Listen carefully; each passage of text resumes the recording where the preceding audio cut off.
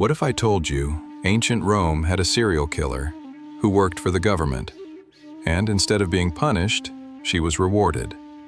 We often think of serial killers as modern criminals, hidden, hunted, feared. But in ancient Rome, there was a woman who didn't hide. She operated in the shadows, but under the protection of the most powerful man in the empire. Her name was Locusta. And she didn't use weapons. She used something far more terrifying: poison. No one knows exactly where she came from. No records of her childhood, no clear past. She just appears in history. Already skilled, already dangerous.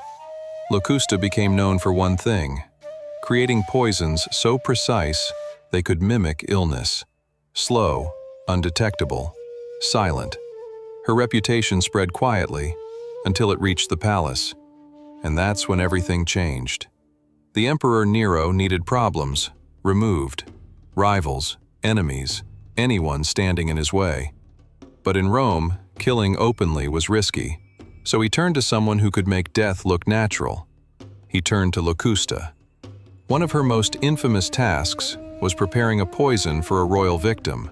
Not instant, not obvious, something that would take time, something no one could trace.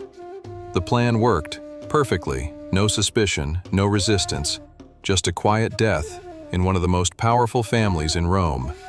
And that's when Locusta became something far more dangerous than a killer. She became untouchable. Instead of being punished, she was rewarded, given property, protection, and freedom to continue her work. Some accounts even suggest she trained others, teaching the art of poison, turning her knowledge into something bigger. A system. Imagine that. A state-supported poisoner operating in one of the greatest empires in history. But power like that never lasts forever. When Nero's reign finally ended, everything changed. The protection disappeared, and Locusta was no longer untouchable.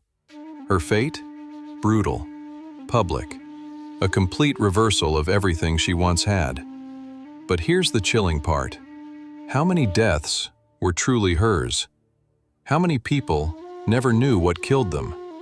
Because in a world without modern science, the perfect crime was invisible.